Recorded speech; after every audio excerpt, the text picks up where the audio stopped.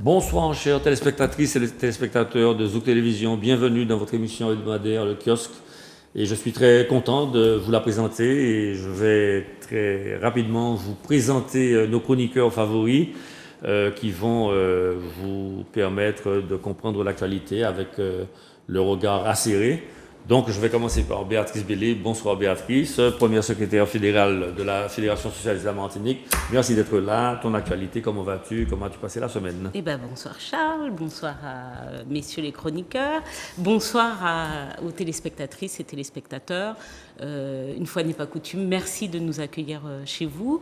Mon actualité, je crois qu'elle va se croiser probablement avec celle des autres, mais c'est évidemment les célébrations de ce mois de mai et singulièrement du 22 mai. Moment, en tout cas période, que j'apprécie particulièrement parce qu'elle nous permet, elle nous donne cette opportunité un peu partout sur le territoire de nous replonger dans l'histoire, et je crois que c'est peut-être ce qu'il y a de plus important, d'avoir aussi un esprit critique sur des points de vue que l'on peut avoir, que l'on peut voir évoluer, et puis de confronter aussi ces points de vue avec d'autres, de confronter également sa connaissance historique qui, pour ceux qui nous concernent, est probablement insuffisante. Voilà. Ce que j'ai retenu singulièrement de ce 22 mai, c'est que je crois véritablement que l'éducation, l'histoire, la connaissance par les jeunes générations de cette histoire et puis des personnes qui la composent est importante. L'autre actualité, c'est que je vois que tu as fait une belle petite coupe de cheveux, que je salue, je rigole. Pas à celle-là. Tu t'y attendais pas. Merci, moi aussi, tu as vu, mais oui. Voilà. Bon, voilà. Et puis toujours, je vais dire, pour rester quand même aussi dans une certaine légèreté, mais malgré tout dans de la bienveillance et de l'empathie, je salue réellement toutes ces personnes qui nous arrêtent dans la rue, nous envoient des petits messages et qui sont vraiment, et ça fait chaud au cœur, toujours très attentifs à ce que nous disons, à ce que nous faisons, qui suivent les émissions et qui... j'ai croisé un monsieur qui se reconnaîtra au Leader Prize, enfin ça s'appelle plus comme ça maintenant, mais enfin bref, Caraïbe Prize de Fort-de-France, et qui m'a dit « Maman, mais c'est où? Moi, il connaît tout. Eh ben, ma télé dit où que mon cagadé. Donc, je te donne rendez-vous à vendredi. » Donc voilà. Donc c'est toujours un plaisir et puis c'est toujours. Et donc il y a de l'espoir. Ça veut dire qu'il y a de l'espoir que ce que l'on fait a du sens. Ce petit passage hebdomadaire a du sens. Donc voilà. Très bien. Guy Albert Duhamel, merci d'être là. Ingénieur social, comme tu aimes à te présenter. Comment vas-tu? Ton actualité? Ben ça va, en tout cas, bonjour à toutes, à tous, bonjour bébé. C'est pas toi qui m'appelles bébé. J'ai la primeur ce soir de t'appeler bébé. Non mais c'était, voilà. En tout cas, c'est une actualité un peu simple, mais dans la continuité de mon travail que j'avais annoncé la dernière fois, sur un petit peu l'inventaire de ces textes qui ont succédé cette abolition de 48, avec un regard cette fois-ci un peu sur l'économique, c'est-à-dire l'économie que ça a pu installer.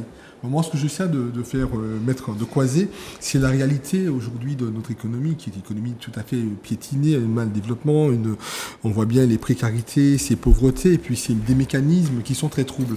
Et je me suis un peu penché aussi sur les premières monnaies, avec ce fameux caïdon qui a duré jusqu'en 1912. Où les esclaves devenus libres devaient travailler, mais étaient encore une fois payés avec de la monnaie à l'effigie de l'habitation coloniale, quelquefois en métal, quelquefois même en carton. Et ils étaient obligés de consommer le peu d'argent qu'ils avaient dans la boutique de l'habitation. Et puis je me suis aussi penché sur la question de la banque coloniale, qui a subsisté jusqu'en 1953, avec notamment, je veux dire, toute une économie captive, et puis aussi arrivé également avec un petit clin d'œil avec le Crédit Martiniquais, pour ceux qui n'ont pas oublié, avec les crédits sur un scandale. On voit quand même que toute l'économie et toutes ces politiques publiques qui ont suivi l'abolition de 1848, même après 1946, nous donne aujourd'hui une société tellement émiettée, tellement fragmentée, une société qui demande de reposer de nouvelles bases. Et c'est peut-être sur ça que je travaille aussi, à savoir que oui, l'abolition est une chose, et on la retient, on l'a arrachée. Comme j'aime à le dire, ça a été une vraie conquête, une vraie insurrection. Ce sont les Noirs eux-mêmes qui ont brisé leur chaîne, mais c'est surtout l'après, c'est-à-dire l'installation, le post-colonialisme et tout ce processus de décolonialité dans lequel nous sommes pleinement embarqués, qui doit redonner du sens à un territoire totalement mal structuré. Certains n'hésitent pas à parler de territoire énervé, écorché, même de décivilisation. Et je crois qu'on a encore beaucoup de travail, et indépendamment de ce qui s'est passé, que ce soit au niveau des peuples afro-descendants pour lesquels nous demandons réparation, et nous maintenons en tout cas cette logique-là, mais aussi l'arrivée des Indiens, des Chinois, des Africains du Congo notamment. Et je crois que cette société martiniquaise de 2023 est une société martiniquaise qui doit encore regarder l'histoire, s'en inspirer. Et la politique que nous menons doit être une politique aussi bien lucide sur le fait que nous sommes de loin, et nous avons encore beaucoup à faire pour toiletter et réparer cette situation post-abolitionniste, mais en tout cas qui n'est pas post-coloniale à mon avis. D'accord, très bien, merci beaucoup. Alors je souhaiterais quand même que tu précises ce que c'est que la décolonialité. C'est un concept cher à Malcolm Ferdinand. Pour les téléspectateurs, s'il te plaît. Oui, c'est-à-dire que... qui est Malcolm Ferdinand. Malcolm Ferdinand est un chercheur au CNRS qui a conduit des travaux universitaires de haute qualité, une grande volet académique, qui a sorti sur l'écologie décoloniale, notamment, si on peut parler ainsi, et qui a travaillé sur, mais pas que lui, il y a aussi Valentin, il y a d'autres, et beaucoup de l'Amérique du Sud, beaucoup Valentin Marie, oui, bien sûr. Des choses comme ça. C'est qu'on c'est pas aussi binaire qu'on le pense, c'est-à-dire il n'y a pas eu une période coloniale, une période de décolonisation. On parle du post-colonialisme. Le post-colonialisme est une pathologie, car l'après-colonisation embarque encore des mécanismes, que ce soit des mécanismes même juridiques, peut-être on le verra tout à l'heure, commerciaux, c'est-à-dire que, et aujourd'hui, toute la société martiniquaise, comme d'autres sociétés de type colonial, est construite sur cette période coloniale. Et plus on avance, on voit que notre écologie est encore dominée par un regard, un spectre de colonie. On voit même que notre consommation est également. Donc je crois que toutes les politiques publiques qui ont été pensées, il ne faut pas oublier que l'assimilation n'a pas réglé le problème de la colonisation. Tout à fait. Ça veut dire que quand on arrive en 1946, on ne trouve pas un territoire qui part avec une baguette magique, parce que M. Césaire, avec très peu de voix, je rappelle, parce que ça n'est pas passé aussi vite, aussi haut les mains qu'on le pense, cette fameuse loi de départementalisation, entre guillemets, d'assimilation. Je crois qu'aujourd'hui, que tout ce que vivent les Martiniquaises et les Martiniquais, dans leur politique publique, dans leur manière de faire société, mériterait une décolonialité. Ça veut dire simplement arriver à sortir du post-colonialisme pour rentrer dans une société pleinement émancipée, avec un développement totalement propre à nous-mêmes. Voilà, sortir du prisme en fait. Oui, c'est un changement de paradigme. Absolument. C'est on pourrait appeler ça aussi la décréolisation. Si d'accord, très bien. Et voilà le troisième invité, Bertrand François Lubin, qui est un chroniqueur qu'on connaît, mais qu'on n'a pas vu depuis quelque temps parce qu'il était très occupé par ses activités professionnelles. Non, il nous fait des infidélités. Merci d'être là. Il nous fait des infidélités sur d'autres plateaux. Chaînes. Comment vas-tu? Alors, c'est ton actualité, rapidement. Comment vas-tu? Elle n'est pas aussi active que mes deux camarades, parce qu'en ce moment, nous sommes en fin d'année. Mais paradoxalement, c'est peut-être aussi un moment où il y a beaucoup de travail, puisque j'ai une tonne de copies à corriger. Voilà. Tu en sais quelque chose? Oui. Puisque depuis la Covid, il n'y a plus d'examens terminaux. Nous sommes dans le processus de contrôle continu et effectivement, en ce moment, donc, mon actualité, c'est celle-là. Donc, je suis plutôt ermite en ce moment. Bon. Donc, ce qui explique que je n'ai pas personnellement participé au fait de commémoration de l'abolition, par exemple.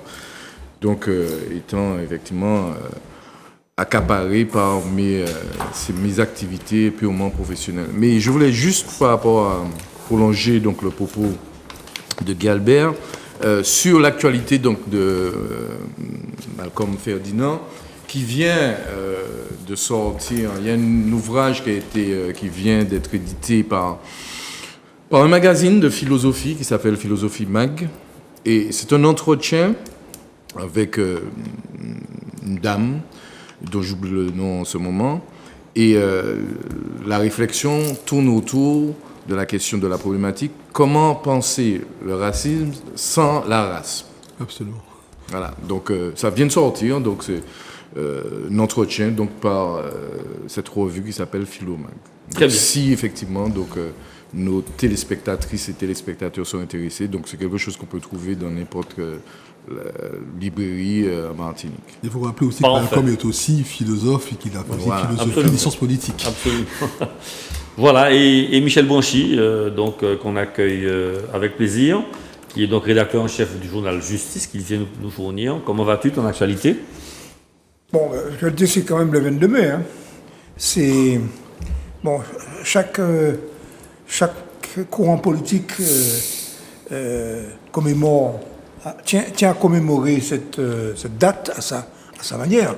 Bon, nous avons commémoré de manière tout à fait traditionnelle par un rassemblement à Sainte-Philomène, qui se situe entre le Prêcheur et Saint-Pierre. Et on a associé à cette commémoration un hommage à Armand Nicolas, quand même, parce que, je tiens quand même à le rappeler, même si certains continuent à le contester, c'est Armand Nicolas qui, par ses recherches, même si c'était un peu déjà connu avant, a refait l'historique des journées des 22 et 23 mai 1848 à Saint-Pierre. Donc, nous avons... Alors, bien sûr, moi, ce que je retiens en dehors de cela, c'est que le peuple martiniquais s'est emparé du 22 mai. Alors, il y a un débat, d'ailleurs, parmi les militants, surtout les anciens, qui disent mais, le 22 mai, c'est venu en la fête, et presque certains ont quand même allé jusqu'à dire c'est en vagabondagerie. Moi, je ne partage pas ce point de vue. D'ailleurs, en sortant du Prêcheur, automatiquement, chaque année, je fais un tour au rond-point du Vietnam héroïque. Oui. Et j'ai noté que cette année, il y avait 2 fois, 3 fois plus de personnes que les autres années, avec des tambouilleurs. Alors, Tenirome. Enfin, bon, ça, Qui est toujours là. Alors, mais les initiatives ont été nombreuses. oui. Notamment, il y a une course cycliste, il y a des événements sportifs, Et puis des manifestations un petit peu des partout. manifestations culturelles, de la danse, des expositions, des débats. On a beaucoup parlé aussi de l'ADN, de l'ascendance, la recherche des ancêtres. Il y a même un côté un peu mystique, bon, quelque part, que je ne partage pas, mais enfin, il y a des gens qui sont allés sur des cimetières ou des esclaves, où ils ont prétendu entendre les ancêtres leur parler. Bon, c'est une manière. Bon, je précise que je ne partage pas ça. Hein. C'est vaudouisant. Hein. Bon. Bon, mais ceci dit, c'est quand même un trait culturel de l'Afrique d'avoir un rapport avec les morts, les ancêtres, différents de l'Europe et surtout différents de la religion catholique. Parce que la religion catholique a combattu en particulier la Toussaint et les illuminations. Je me rappelle de mon enfance, les philippiques de Monseigneur Henri Varin de la Baudelière. Bon, contre des pratiques qui lui jugeaient païennes. Bon, en fait, quand on regarde la manière dont la Toussaint a fait des morts, il y a un lien avec nos traditions africaines. Directement. Directement. Tu vois? Bon, par conséquent, donc c'est ça le 22 mai. Alors bien sûr, la question, c'est que quand on est un progressiste, les marxistes sont des progressistes. Mais tu as accueilli volontiers dans la grande famille progressiste. Mais la question, c'est pas seulement de se souvenir, Oui, c'est agir. c'est de se projeter. Projeté, surtout. C'est de se projeter. Comment on se projette? Comment on se projette aujourd'hui pour continuer dans l'esprit du 22 mai, l'esprit de rébellion, l'esprit de revendication, l'esprit de remise en cause de l'ordre colonial. De révolution même. Oui. Le livre d'Armand Nicolas s'appelait La Révolution anti-esclavagiste de 22 mai 1848. Bon. Et il dit d'ailleurs, la dernière phrase, c'est ainsi qu'est né le peuple, c'est l'acte de naissance du peuple martiniquais. La société martiniquaise, on peut dire. Voilà.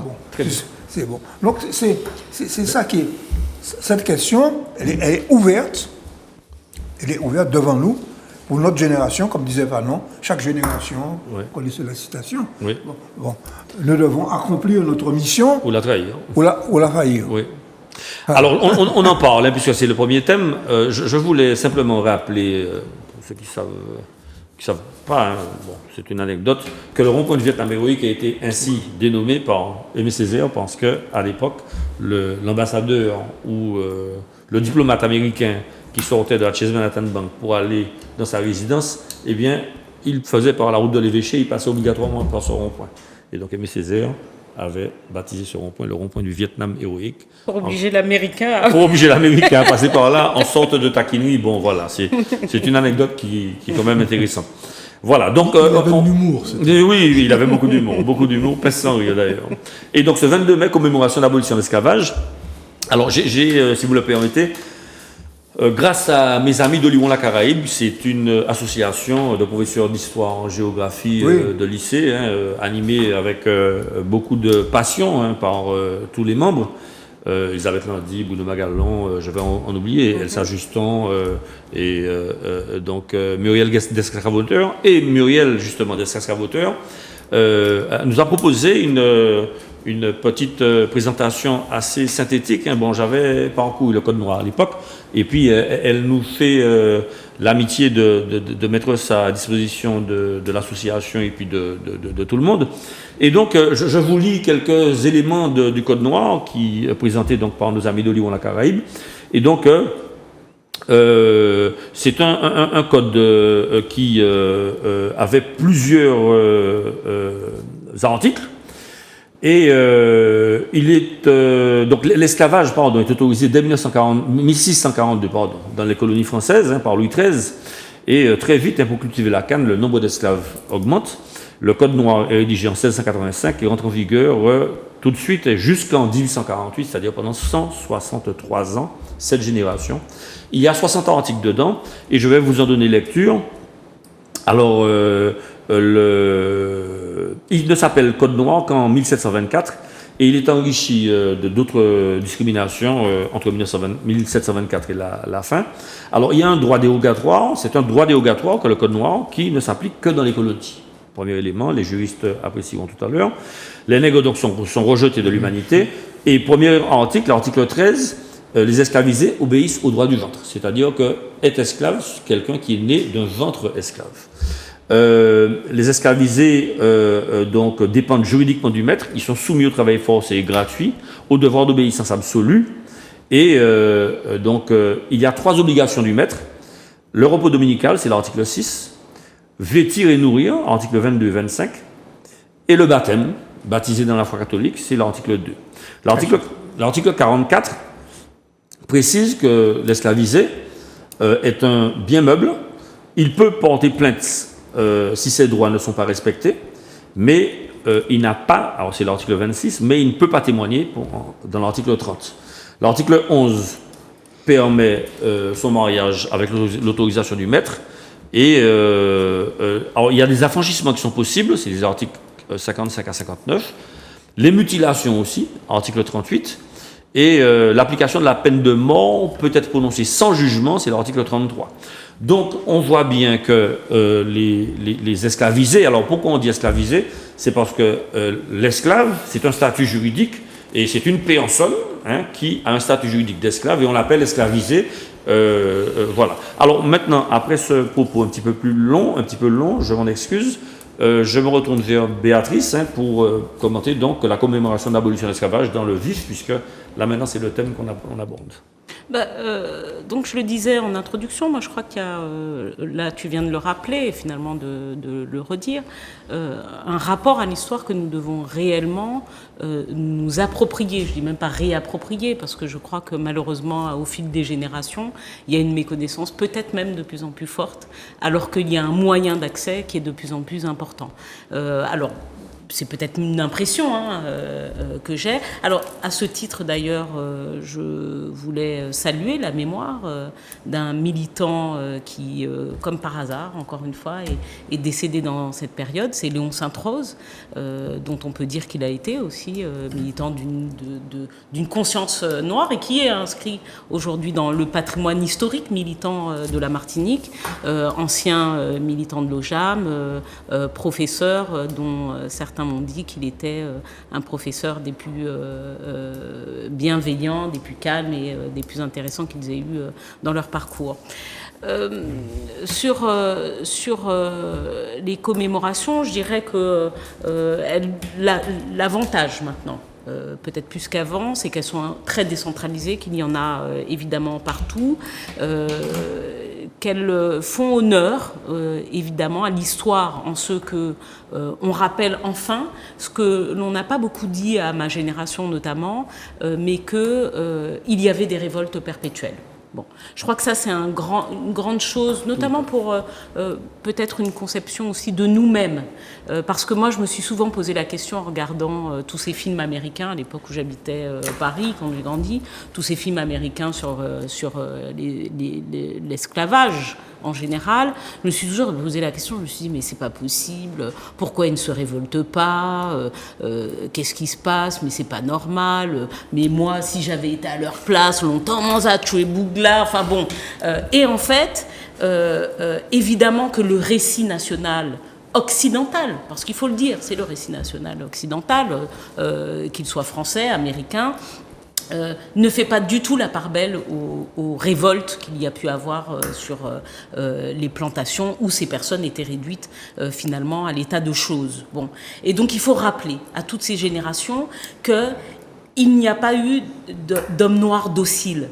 Il y a eu des révoltes perpétuelles, constantes, journalières, quotidiennes sur ces habitations, et que c'est d'ailleurs pour ça que le code a évolué. C'est que les révoltes étaient nombreuses et que donc à chaque fois il fallait inventer des nouvelles règles pour les punir.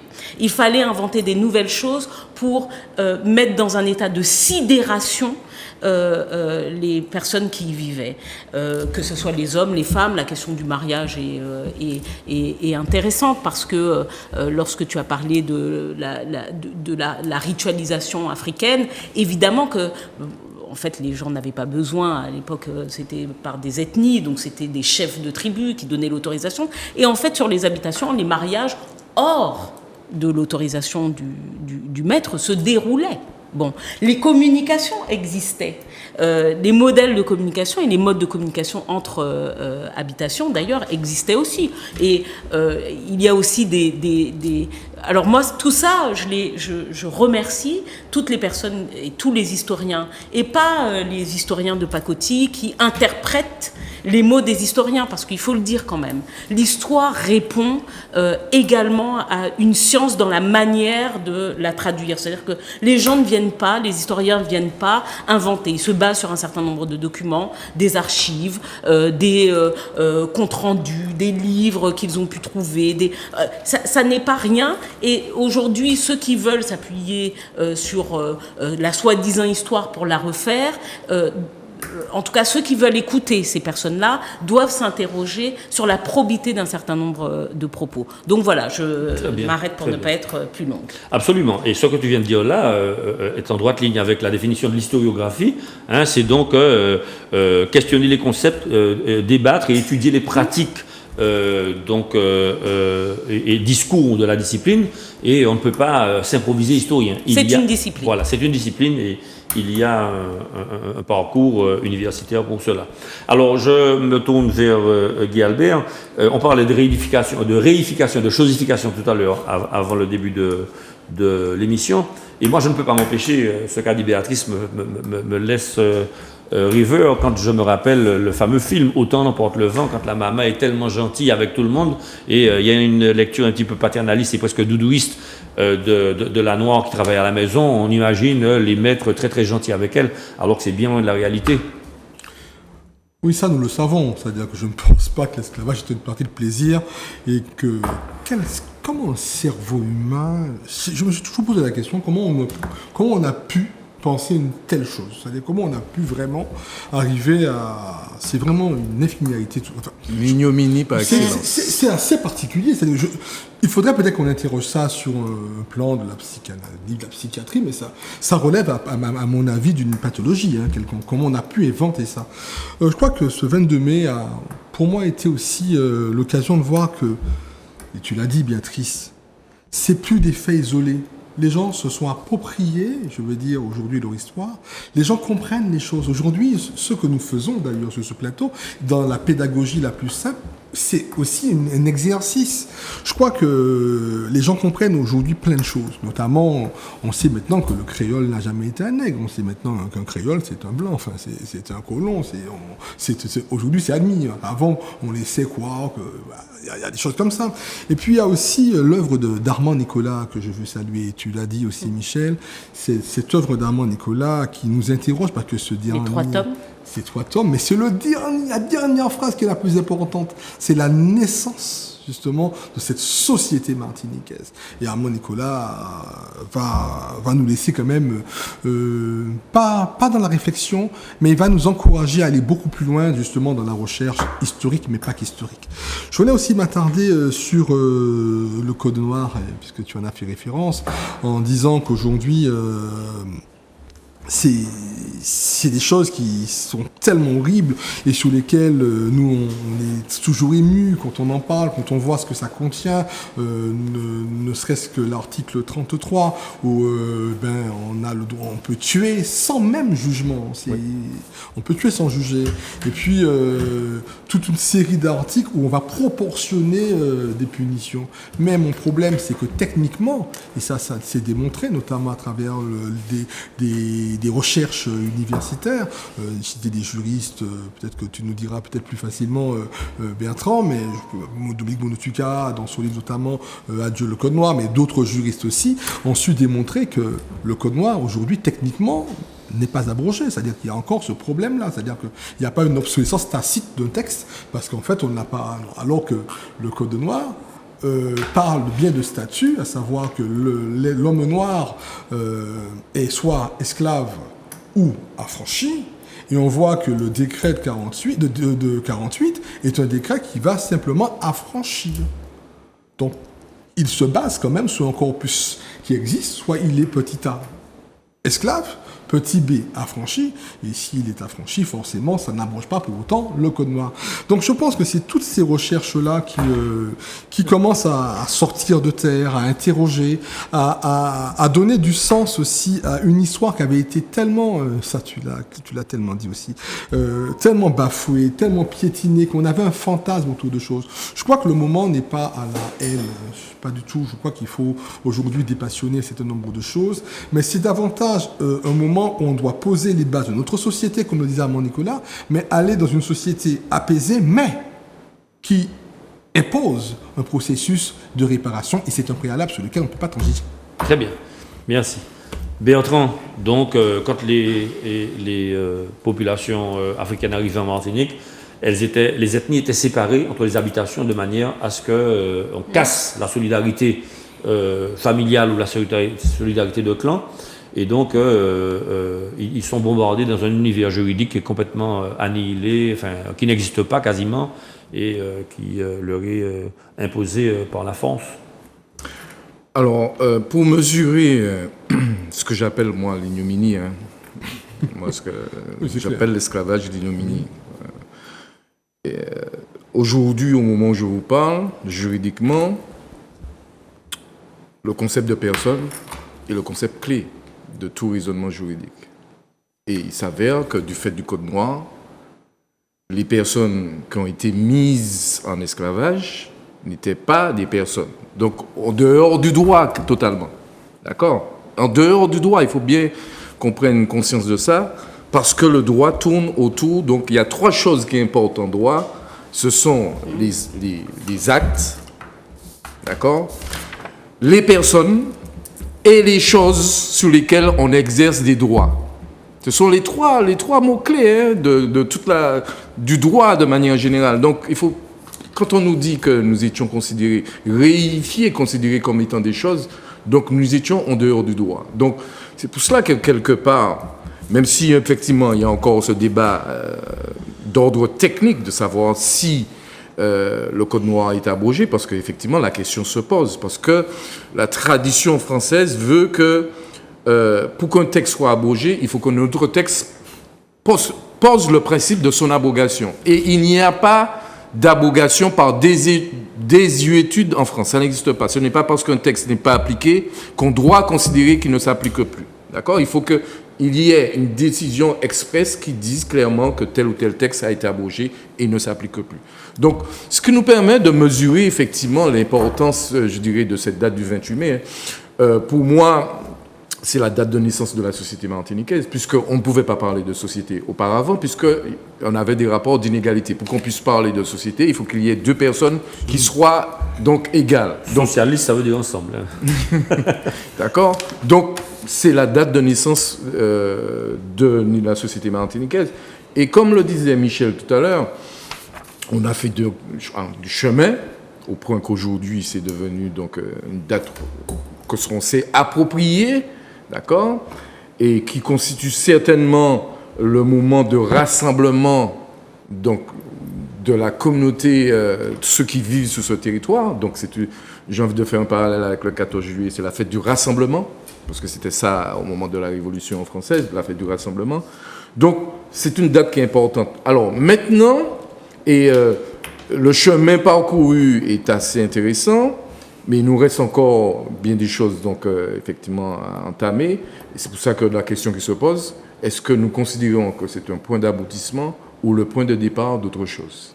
Parce qu'il y a encore, véritablement, donc, dans cette société martiniquaise, des choses qui ne sont pas totalement claires et qu'il faudra que tôt ou tard, que nous arrivions, effectivement, que nous parvenions à mettre sur la table tout cela et qu'on puisse en discuter sereinement pour qu'on soit libéré, j'ai envie de dire, une fois pour toutes.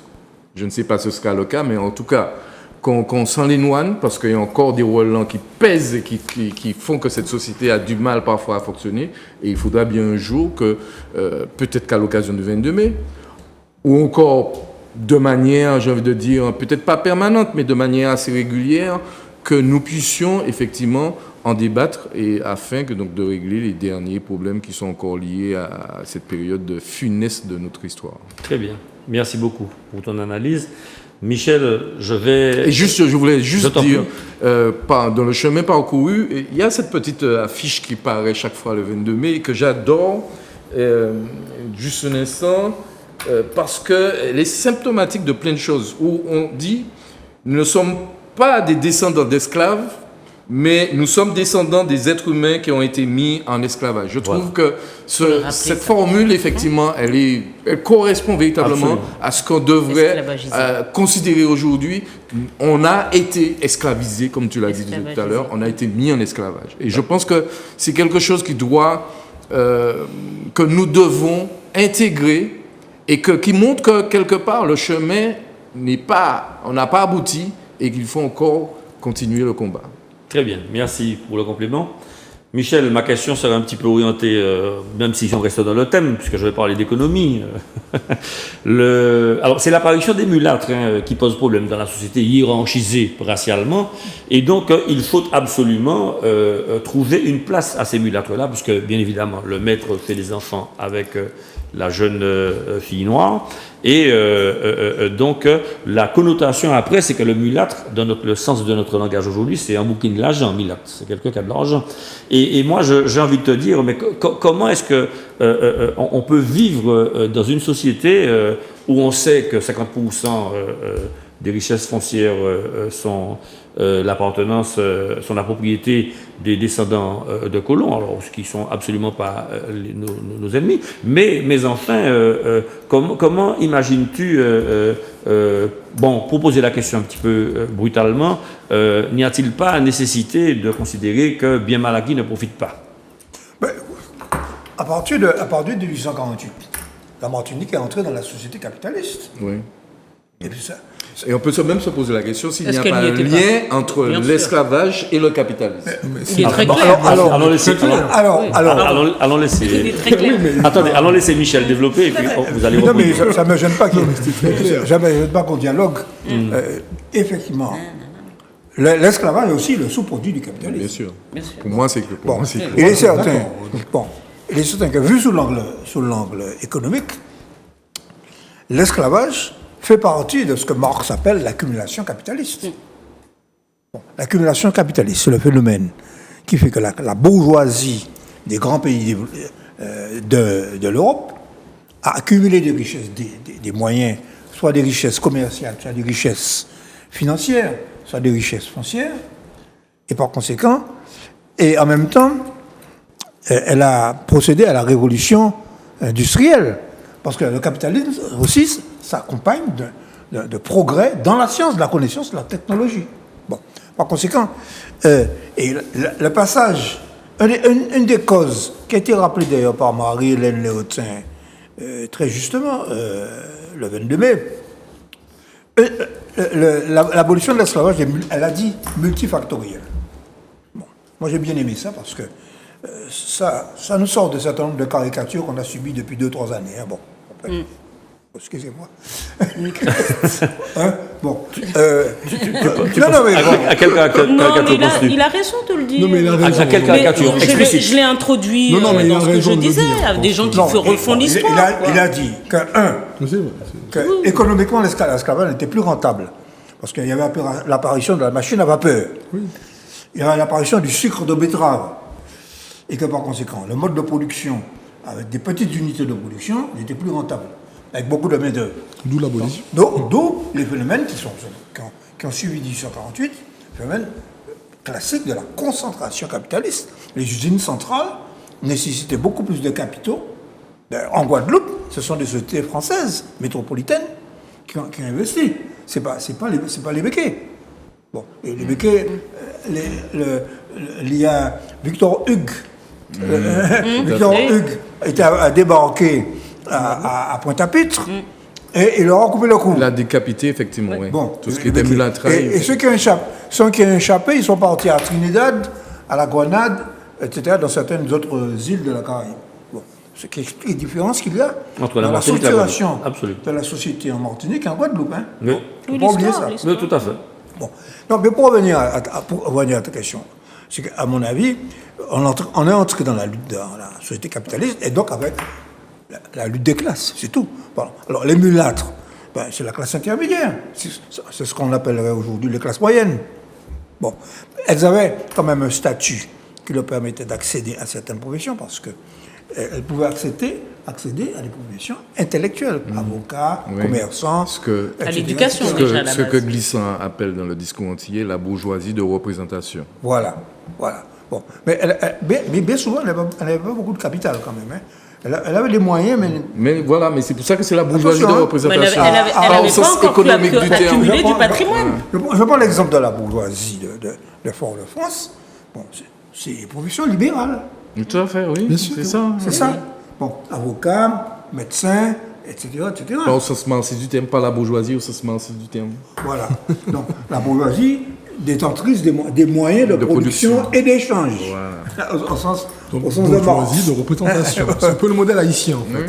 Bon, par conséquent, alors, on aboutit à des... C'est pas spécifique à la Martinique, attention. Hein. Non.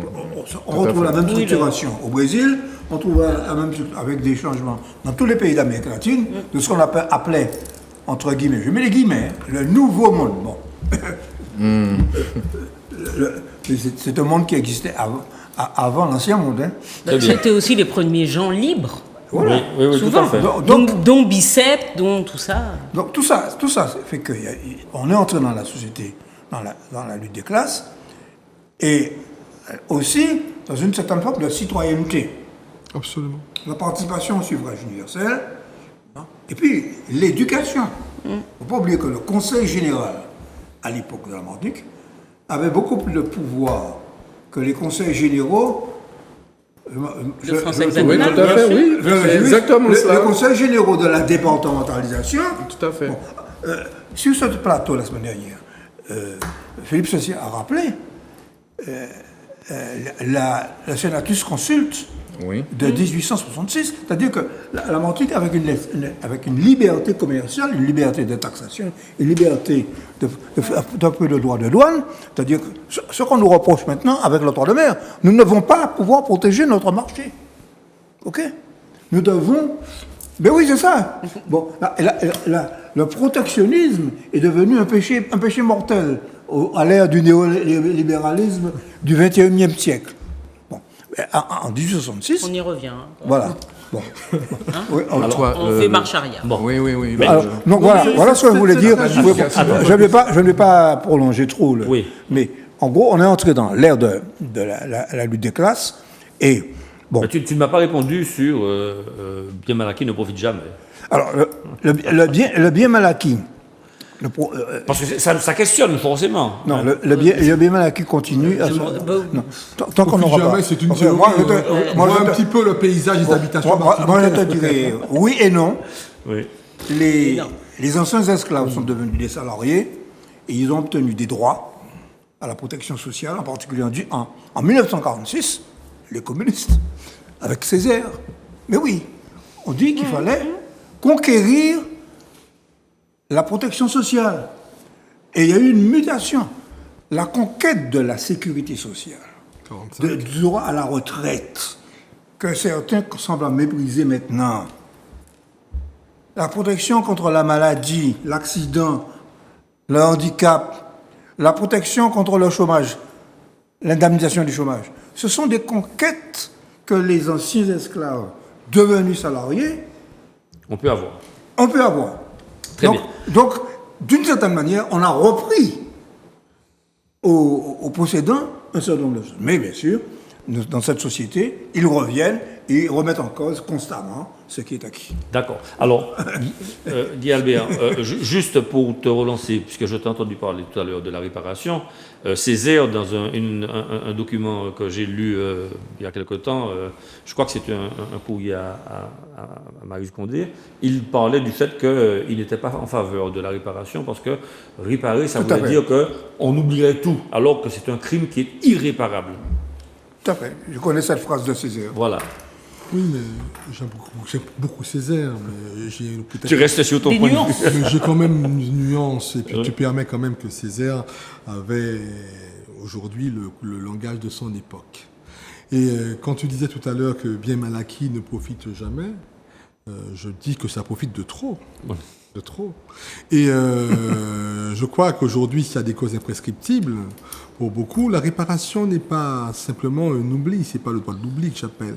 C'est pas une baguette magique. Il faut pas prendre la réparation dans le sens d'avoir 2-3 euros. Hein. Alors c'est ça, c'est pas de l'art, c'est pas faut arrêter. Donc explicite, s'il te plaît, absolument. Je crois qu'aujourd'hui, il faut rester technique aussi dans ce dossier-là. L'esclavage a été reconnu comme un crime contre l'humanité. Nous avons aujourd'hui des filiations incontestables. Nous sommes un peuple africain déporté. Aujourd'hui, on a subi, nos ancêtres ont subi suffisamment de choses. Et le pays dans lequel nous sommes actuellement, notre société martiniquaise, est en proie d'un désordre terrible, où on voit encore les conséquences, je veux dire, de cette traite négrière, mais de cette colonisation, parce que je n'interroge pas uniquement l'esclavage comme étant un fait physique, mais c'est la continuité coloniale, et je crois qu'il est naturel, quand des personnes sont victimes, et qu'il y a un criminel, que ces personnes-là puissent demander réparation à leurs criminels. Et surtout, quand on entend dire aujourd'hui par les mêmes sociétés d'anciens colons, je ne sais pas si on peut dire anciens, je ne sais pas comment ça se dit, mais en tout cas de créoles, ces sociétés-là qui veulent se réconcilier avec les descendants d'esclaves, cette réconciliation passe aussi par la réparation. Il ne s'agit pas de réparer l'histoire, hein.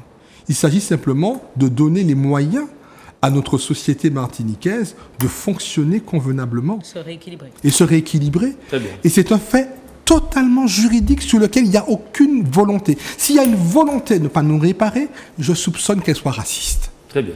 Alors Bertrand, ensuite Alors, Béatrice. juste pour prolonger donc le propos De Michel. de Michel sur le lien entre l'esclavage et le capitalisme, je crois que ce lien, quelque part, les choses s'actualisent. Hein.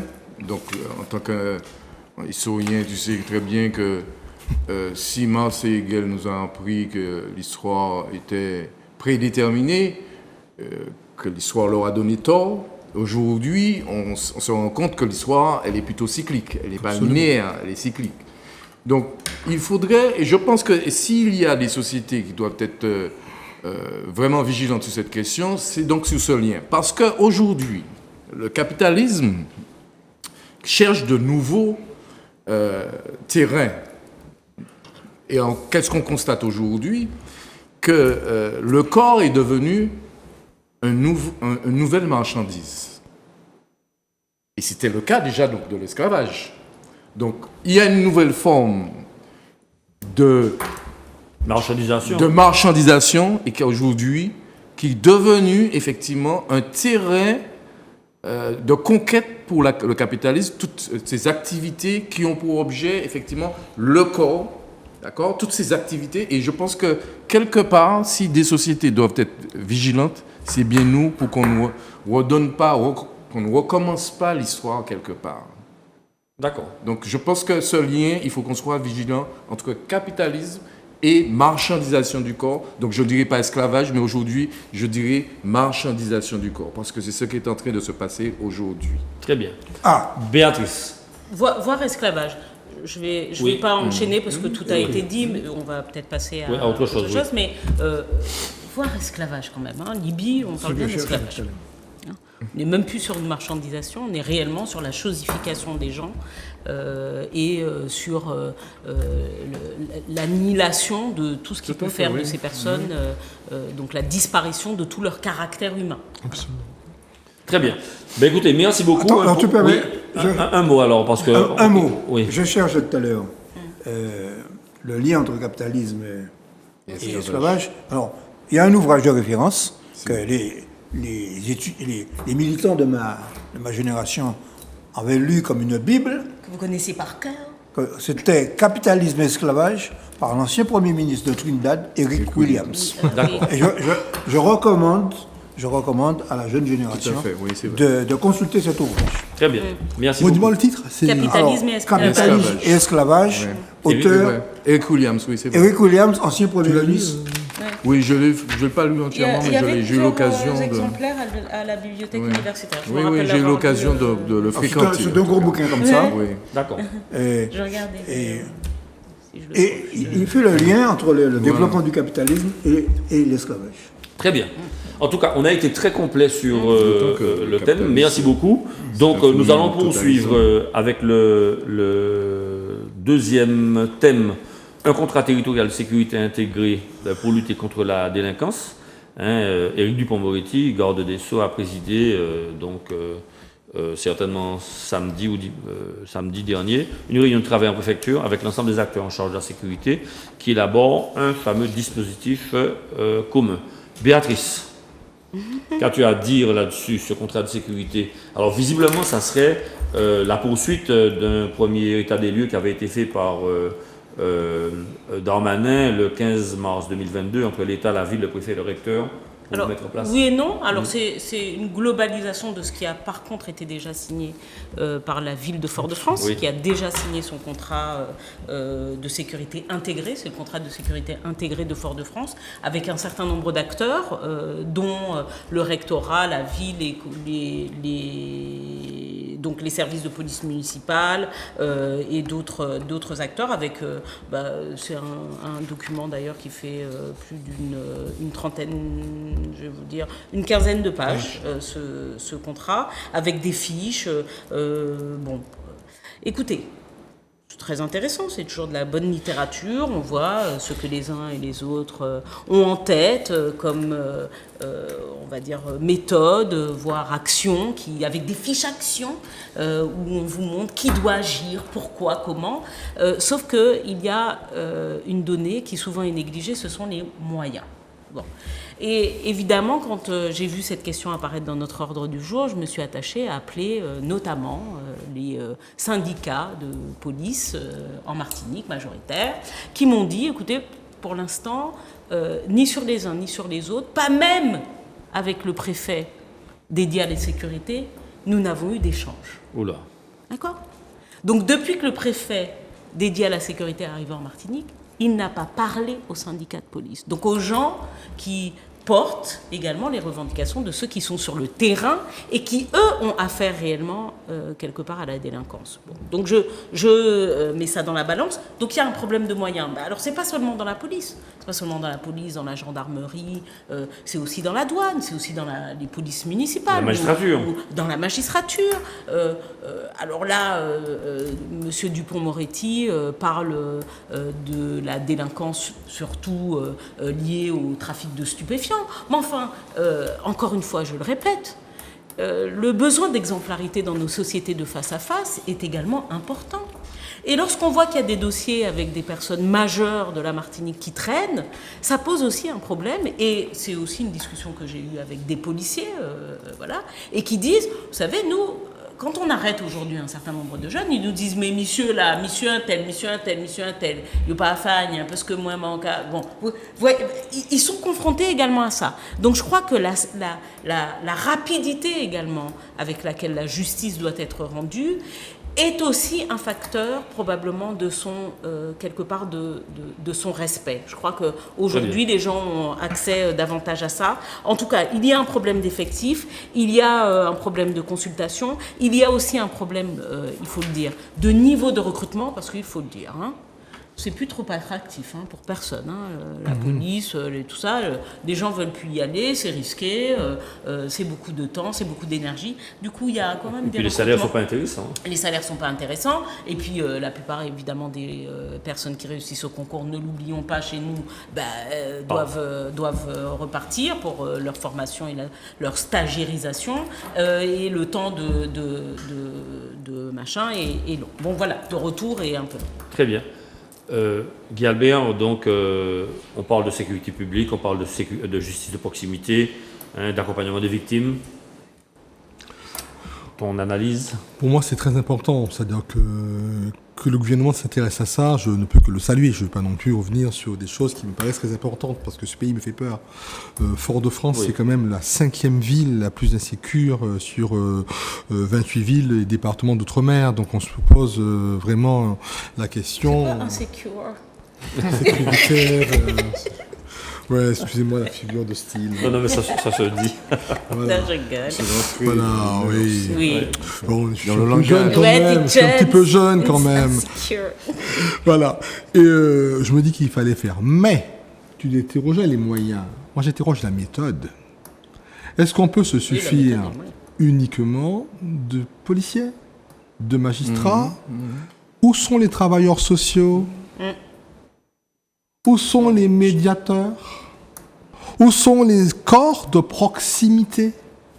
Où est l'innovation des quartiers? On parle bien d'absence totale de mesures de proximité, de aller vers. On est encore dans une technocratie, et puis on est dans la dissuasion par déjà le fait d'arrêter des personnes, de leur faire peur avec la dissuasion la plus forte policière, et encore ils ne sont même pas informés, donc c'est encore pire. Et puis arriver avec la prison qui est surpeuplée, c'est-à-dire qu'on va stocker pendant 2 ans, on va relâcher sans probation, on va restocker pendant 5 ans, on va relâcher, et des petits délits deviendront des moyens délits jusqu'à une criminalité. Et puis qu'est-ce qu'on vise vraiment là? Les stupes ou quoi? Parce qu'à travers ce que je lis là, je vois vraiment la guerre des stupes. Mais la délinquance, je rappelle, elle est beaucoup plus large que ça. Et l'insécurité de ce pays va beaucoup plus loin. Et je n'ai aucune mesure, et ces 15 pages, je les ai parcourues. Je n'ai pas d'indicateur, donc ça me pose déjà un problème de ne pas en avoir. Je ne sais pas comment on mesure les résultats. Et puis, plus grave encore, je me dis, quand on n'a pas de police, gendarmes, magistrats, prison, on n'a aucune autre solution. Je n'y crois pas. Ce n'est pas le pays dans lequel je vis, par contre. On a besoin de proximité. Très bien.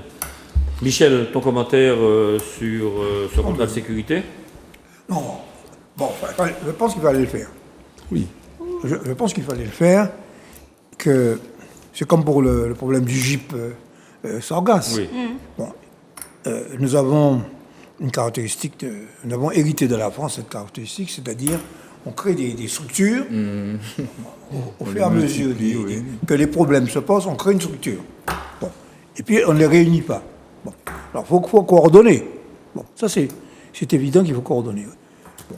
Il y a quelques moyens qui ont été annoncés quand même pour la magistrature, pour le secteur pénitentiaire, quand même, il faut bien le dire.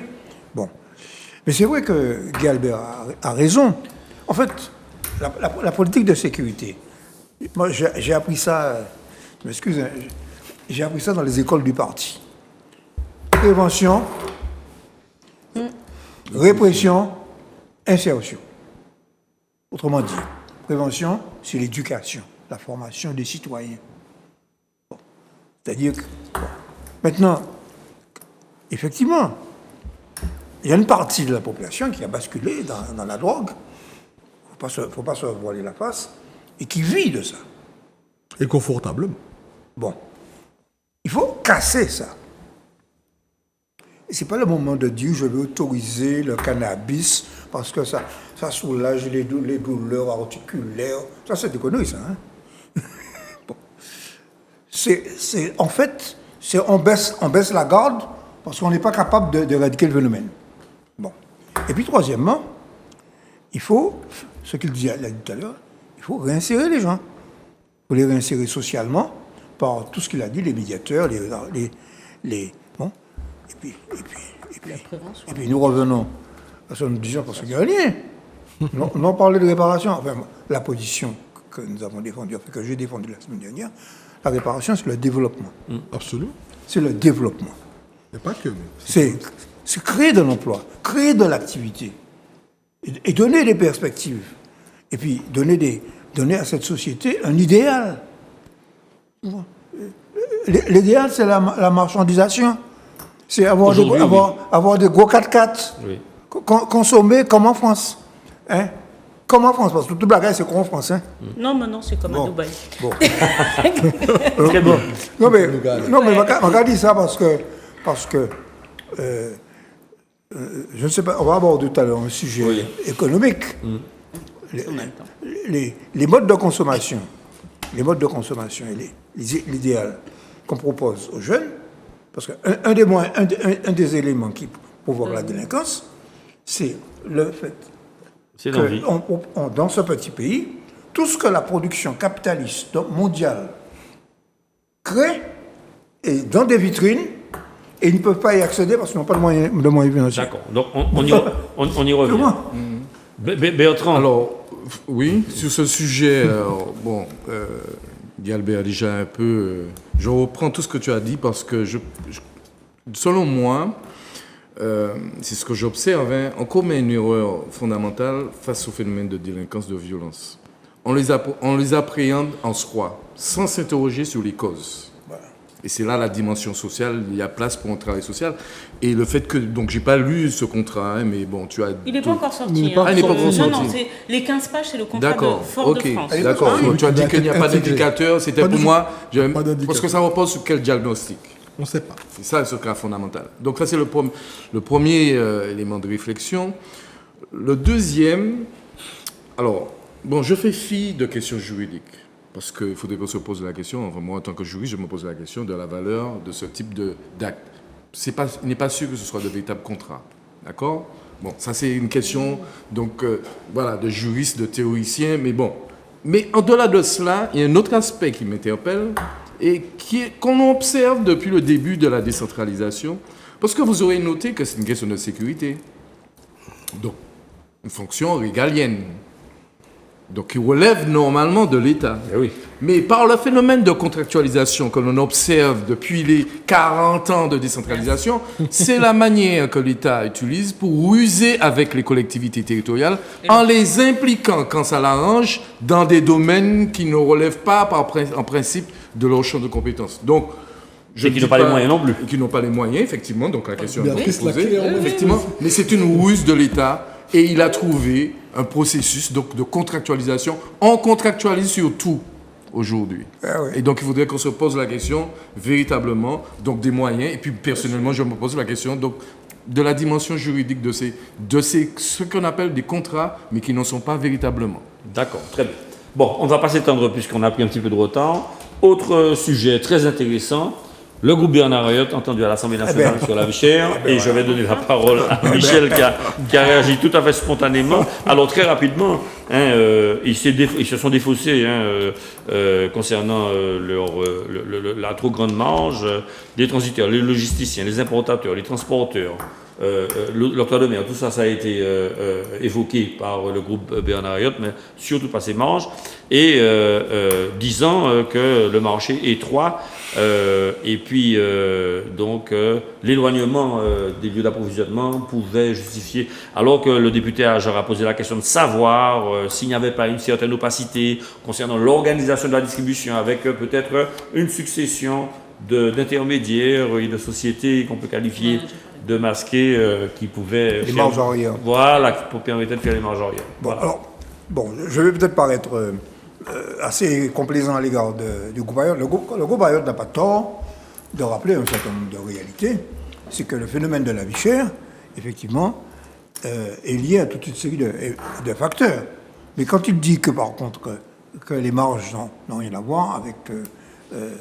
les prix élevés qu'on a à Martinique, c'est là où il exagère. Et en plus, il a dit, Stéphane Ayotte, d'après ce qu'a reproduit la presse, notamment, il me semble qu'il y a un compte rendu très intéressant qui a été fait par France Info, il aurait donc déclaré, Stéphane Ayotte, que l'autorité de la concurrence n'a rien trouvé à redire. Tout à fait. Ce qui est faux.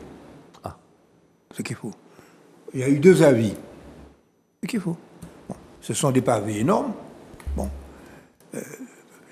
En tant qu'ancien de la direction de la concurrence de la consommation et membre de l'Observatoire des prix, il y a un avis de 2009, juste après le février 2009, bon, et bien un avis de 2019, et dans lequel, bon, je résume parce que c'est assez technique, l'autorité de la concurrence dit plusieurs choses. Il dit d'abord que parmi les facteurs de vie chère, il y a le fret maritime. Bon. Et deuxièmement, il dit qu'effectivement, les marges sont souvent supérieures aux marges pratiquées dans les mêmes secteurs économiques en France. Bon, par conséquent, bon, il y a une troisième étude à laquelle j'ai un petit peu participé. C'est un organisme de recherche comptable qui travaille pour le compte des syndicats CGT et CFDT qui s'appelle Syndex, qui a fait une étude en Martinique, en Guadeloupe, en Réunion et en Nouvelle-Calédonie, et qui a conclu que les surmarges, écoutez bien, les surmarges en Martinique étaient responsables de moins un écart de prix de 9,1%. Autrement dit, les surprofits. Bon, par conséquent, ce qu'a expliqué, alors, quand il dit qu'il faut agir, si on veut, il faut agir, et notamment, il faut élargir nos échanges dans la Caraïbe, mais il a parfaitement raison. Oui. Mais ça montre quand même que des grands groupes de ce genre, nous sommes, le capitalisme a deux aspects. Il y a un côté exportation, mais il y a un côté aussi modernisation. La modernisation du commerce à Martinique, ça passe par la coopération avec la Caraïbe. Il ne faut pas simplement... Et l'Amérique. Il ne faut pas se contenter d'un tête-à-tête de faire venir des marchandises de Paris. D'accord, très bien. Béatrice, la dernière fois, tu critiquais le fait qu'il y avait quand même une obligation de dépôt de compte et que ça n'était pas fait, et malgré les exigences de la loi. Hein. Alors moi, je suis sans complaisance. Ça va rééquilibrer. Oui. Oui, je suis sans complaisance parce que la réalité, c'est qu'on ne devient pas un groupe comme ça sans avoir bien mangé. Et en l'occurrence, manger sur des captifs, il faut le dire. On est quand même des consommateurs particuliers. Nous sommes des consommateurs qui n'avons pas le choix. D'accord ? Sur un continent, les gens passent d'une grande ville à une autre, de région à d'autres, voire parfois, lorsqu'ils sont frontaliers, de pays à d'autres. D'accord ? Vous allez dans l'Est, les gens vont en Allemagne faire leurs courses, ou enfin, en Espagne, enfin bref. Vous avez quand même des méthodes et des capacités. Maintenant, on le voit, les gens se font même livrer parfois de l'alimentation, aujourd'hui, par des sites internet et de l'alimentation qui vient d'ailleurs. Bon. Alors, nous sommes ce qu'on appelle des captifs. Voilà. C'est-à-dire que nous, là, et c'est pidgey nous. OK ? La réalité aujourd'hui de la concentration comme un groupe comme GBH, et du manque de transparence. Ils ont été les seuls à ne pas vouloir publier et à transmettre leurs données. Il faut quand même le dire. Quand ils disent, oui, il y en a d'autres qui le font et tout ça, donc il y en a d'autres qui ne font pas bien, donc on a le droit de ne pas faire bien. La réalité également de la capacité à imposer des échanges avec l'ailleurs. Mais écoutez, s'il y a quelqu'un qui peut aller frapper à la porte de l'Élysée, n'importe lequel de l'Élysée, qu'il soit de droite, de gauche ou de machin, c'était bien eux. Hein. S'ils avaient envie d'imposer, d'ailleurs, et même à l'Europe où ils ont des bureaux de lobbying, ok, la capacité d'échanger avec l'Amérique du Sud ou ailleurs, eh ben ils l'auraient fait. On nous parle dans son compte-rendu, Stéphane Ayotte, et le directeur des magasins, parce que là on parlait de la grande distribution, mais pas que, parle des prix des conteneurs. Ah, prix des conteneurs. Mais moi, manque à payer 5 000 €. Mais pas eux. Pas eux. Vous imaginez bien que quand vous êtes face à la CGM ou CMA et que vous représentez ce que vous représentez, pas seulement pour la Martinique, Guadeloupe, Guyane, Réunion, Afrique, Maghreb, absolument. Maghreb. Vous savez pas négocier un prix de conteneur qui n'est pas le même que Béatrice Bellé ? C'est une blague. Et puis, Béatrice Bellé n'a pas de ristourne. Béatrice Bellé, donc, n'a pas de ristourne de fret de la CGM, de la CMA-CGM. Béatrice Bellé n'a pas l'aide au fret de l'Europe. Et je reviens encore sur cette question de l'aide au fret. Et j'interroge d'ailleurs la CTM sur l'efficacité de ce dispositif, puisque la CTM prend des délibérations sur l'aide au fret. Messieurs, à quel moment on contrôle que cette aide au fret participe de la baisse des prix en Martinique ? Donc nous aidons à faire baisser le prix de l'acheminement des marchandises et après on a des gens qui nous disent que ça leur coûte 5 000 €. Et vous savez dans quoi ça passe l'aide au fret à la fin ? Ça prend tellement de temps pour arriver que ça passe en recette exceptionnelle parce que ça ne peut être attaché à aucun exercice comptable. Voilà, ça passe en recette exceptionnelle. Donc en quoi ? En bénéfice. Ok ? Bon, alors, moi j'ai un petit problème avec la concentration. Rappelons, pour ce qui est de la Martinique, mais ça vaut pour la Réunion, concentration. Je parle de GBH, mais c'est un système. Là où ça aurait pu se faire partout ailleurs, mais sur le continent, c'est moins possible parce que la concurrence est ouverte. Mais le groupe GBH, bon, c'est des marques, Carrefour, c'est des... alors, juste pour un petit exemple, il a été étudié aujourd'hui, notamment pour la Réunion et la Martinique, qu'à partir du moment où un Martiniquais dépense 100 €, il y a de fortes chances qu'il en donne 40 au groupe Ayotte. Parce que c'est des voitures, parce que c'est de l'alimentation, parce que c'est des pièces détachées, parce que c'est des magasins de vêtements de sport, parce que c'est de la culture avec la FNAC, parce que c'est des automobiles, parce que c'est des matériaux de construction, parce que c'est des magasins de bricolage. Voilà, c'est ça la réalité. Alors quand on me dit qu'il n'y a pas beaucoup de marge, je veux bien comprendre que les activités, que l'immobilier, peut-être, c'est vrai, la location des sites immobiliers, quand on a des grands supermarchés, ça rapporte peut-être plus que le pot de lait. Mais quand on me dit qu'il y a des intermédiaires, j'interroge sur ce que sont les intermédiaires et on se rencontre étrangement, et Victorin Lurel en avait fait la glaciale démonstration, que souvent ils sont aussi ces fameux intermédiaires et qu'ils participent à créer ce millefeuille. Une structure pyramidale. Ok, mais ils le font tous. Mais pour justifier, évidemment, quand vous avez les comptes du groupe, bah, vous avez l'impression qu'ils payent un intermédiaire, sauf que quand vous allez et que vous fouillez, bah, vous vous rendez compte que c'est un consortium. Voilà. Bon. Donc, c'est pas ça un peu le système de l'habitation, non ? Bel métier encore métier, c'est ça. Bref, mais bien sûr, en fait, c'est un peu ça. Et je pense que, parce qu'il faut qu'on ouvre au-delà du constat, bon, il faut réellement une action politique là qui soit positive au sens où elle doit réellement exister. On ne peut pas passer son temps, je salue encore cette nouvelle commission, mais il y en a eu d'autres avant, on ne peut pas passer notre temps à faire des constats de ce que de toute façon le Martiniquais vit tous les jours. Aujourd'hui, il faut dégager des solutions et là, les solutions se trouvent, je suis désolée, dans une analyse précise, et là Michel en parle, mais dans une analyse précise des comptes de ces entreprises. Et il va falloir à un moment ou à un autre les plier à donner la réalité de leur activité économique. Très bien. Et de leur marge. Tout à fait. Guy Albert, on parlait d'Élysée, je me rappelle dans une émission Oui. de Canal+ en Tout à 2009, fait, exactement, voilà, il y avait oui. un ressortissant de cette communauté qui avait dit qu'il n'avait pas besoin de papier pour entrer à l'Élysée. Ça m'avait C'est fait le pas mal message qu'il rire. nous a adressé. Hein. Ça m'avait fait pas mal rire. Donc, toi, visiblement, tu ne lis pas.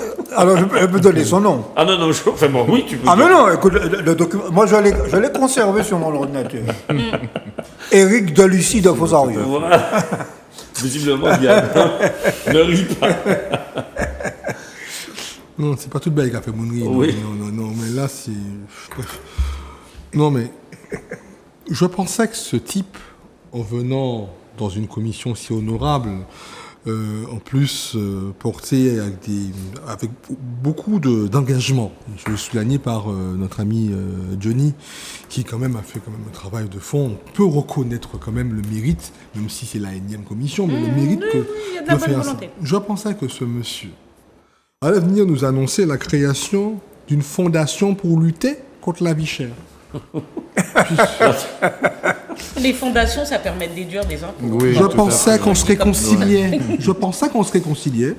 J'avais peut-être cette faiblesse-là de penser qu'on était enfin arrivé à nous réconcilier, pas avec ce monsieur-là, hein, mais avec le caddie, le chariot, le panier. Mais malheureusement, je crois qu'on s'éloigne de cette réconciliation. Un exercice, mais d'une telle mauvaise foi, mais je me demande mais comment on peut venir s'asseoir devant des parlementaires. Je crois qu'il y a un serment. Prêter serment. Prêter serment. Juré. Et puis pour nous dire, c'est pas moi qui fais ça. Les autres font aussi. C'est les autres font, et puis tellement vrai. Écoutez la phrase. Je pense que s'il y avait eu des dysfonctionnements, des marges excessives, il y aurait eu des sanctions. Il n'y en a pas eu. Personne, on nous a pas pris la main dans le pot de On n'a pas confiture. pris nos doigts dans le pot de confiture. Ça veut dire comment innocent.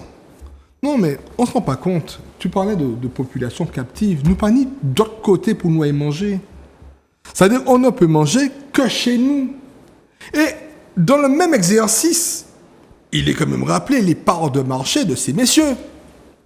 Faisons pas... On est sur la Réunion à 26,8% des parts de marché. On est sous la Guadeloupe à 12,6% des parts de marché. La Guyane, 19,7% des parts de marché. La Martinique, il serait le premier avec 25% des parts de marché.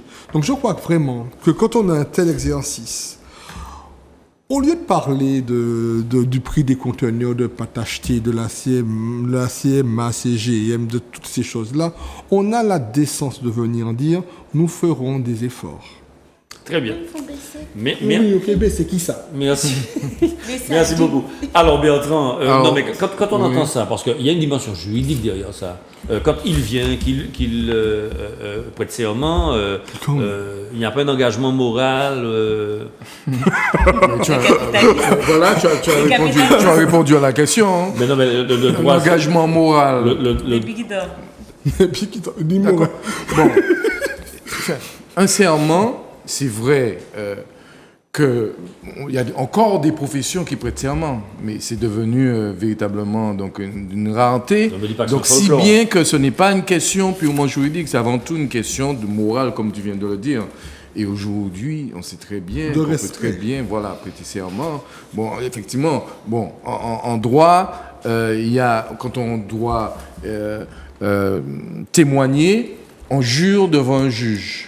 Et vous savez, il y a une procédure qui permet, donc je te dois 1 million d'euros, par exemple. D'accord?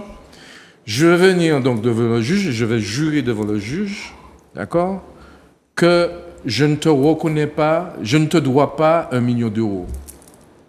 Le simple fait que j'ai juré devant le juge, c'est parce que je vais dire, donc je vais affirmer devant le juge que je ne t'ai pas, je ne te dois pas 1 million d'euros. Eh bien, j'aurai gain de cause.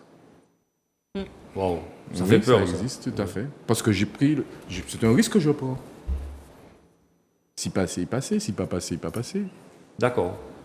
Donc, on voit très bien qu'il faut travailler. Alors, il faut que, quand ce matin, Serge Chimi a parlé, il a parlé de l'aide au fret en faveur des pays caribéens, de la géographie cordiale et de la volonté de demander à l'État la possibilité donc de rentrer dans cette possibilité d'échanger avec le bassin caribéen et puis l'Amérique. Hein. Oui, mais ça fait des Charles, années qu'ils demandent ça. c'est intéressant. Oui. Mais si l'aide au fret vient 2 ans après et que l'aide au fret est inscrite comptablement dans J'ai l'entreprise compris. Ouais. comme étant une recette, Revenu exceptionnel. un loto, Ouais. tu vois, un gain exceptionnel, ça existe comptablement, ça n'a pas d'intérêt pour nous. C'est-à-dire que là où ils vont encore acheter moins cher, ils vont encore faire plus de marge Bénéfice, oui. et de bénéfices. Donc il y a un moment où quand même, de façon spécialisée, il y a un vrai enjeu pour la CTM de se spécialiser dans l'analyse comptable des comptes des entreprises. Il faut faire des comptabilités analytiques à partir du moment où on donne de l'argent à des entreprises, de l'argent public. On a l'obligation, et Michel ne va pas me contredire Oui, mais là-dessus. Michel, juste 2 secondes, Michel, mais comme Béatrice dit ça, elle n'a pas tort, mais comment la CTM peut-elle... Il faut des spécialistes. Comment Elle a raison et tort à la part. Elle a raison quand elle dit qu'il faut faire de la comptabilité et vérifier. Mais elle a tort parce que la CTM n'a pas ce pouvoir. Oui, c'est ça la Mais limite, effectivement. et ce pouvoir, je dis 2 mots, parce que je vais dans le prolongement de ce que disait tout à l'heure Bertrand, ce pouvoir, eh bien, il y a un ministre qui vient demain, là, M. Bruno Le Maire. Absolument. C'est lui qui a ce pouvoir. Il ne le prend pas.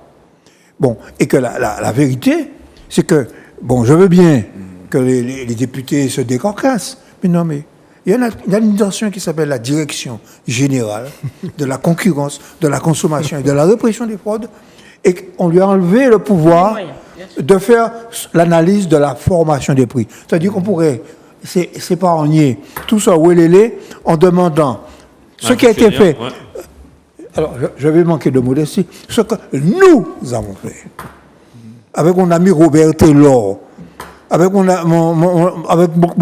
Christian Anduze, avec des inspecteurs de la Guadeloupe dans les années 70 et 80, nous avons dépotcholé la formation des prix et on a pris à cette époque-là des arrêtés de fixation des marges. Très bien. Je Vous voulais- voulez réagir, dit Raphaël. Non, Yann Berbord. je voulais juste se dire qu'on a rappelé déjà suffisamment ici comment se forme un prix. Voilà. Quand on parle, en fait, maintenant, de donner des subventions, c'est de ça dont on parle. C'est qui ça qui l'a? C'est pas l'impôt aux subventions. C'est comme si c'était encore en notre TVA, en notre impôt, en notre bagage que moi-même qu'à payer. Alors, la plus grande des inégalités est l'inégalité face à la consommation. Tu le disais toi-même, Béatrice, quand on dit qu'on est non imposable, on est non imposable parce qu'on est pauvre, soi-disant. Mais c'est sous le revenu, mais on n'est pas non imposable sur la TVA. TVA, ben oui. Donc, ce qu'on voit aujourd'hui, on est en train de prendre des mécanismes pour encore augmenter les marges de personnes qui ne veulent faire aucun effort de leur côté pour les réduire. Je crois qu'à un moment, quand on veut être contre le capitalisme, parce que je pense que le plus grand mal de cette société-là, elle n'a qu'un seul nom, c'est le capitalisme. On ne peut pas l'appeler, il n'y a pas d'autre mot. Parce que tout ce qui est porté là, c'est du capitalisme. Il ne faut pas prononcer de gros mots, mon ami. Mais c'est vrai, mais c'est clair. Il abonde dans ton sens. Non, mais je sais très bien, mais j'étais abonné depuis 94 quand même. Donc, aujourd'hui, quand on voit comment ça s'organise, je ne dis pas qu'il faut faire une révolution, c'est pas ce que je dis. Mais je dis qu'il faut avoir la décence de remettre de l'ordre dans la police des prix. Cette police des prix va porter la justice des prix et va enfin gommer Tout peut-être à fait. une infinie inégalité, mais c'est une quand même, et sans monde en plus qui mangeait. Bon. Alors, il reste 8 minutes, chers collègues amis. 1 minute par personne pour 2 questions. Alors, je vais commencer par l'immigration. Les Républicains annoncent déposer 2 propositions de loi et veulent changer la Constitution sur l'immigration. Bertrand ? Ben, je dirais que c'est le démon de l'extrême droite, puisque quelque part, aujourd'hui, on voit bien que le débat se réduit à la position suivante. Il faut à tout prix remettre en cause les droits des étrangers pour combattre l'extrême droite.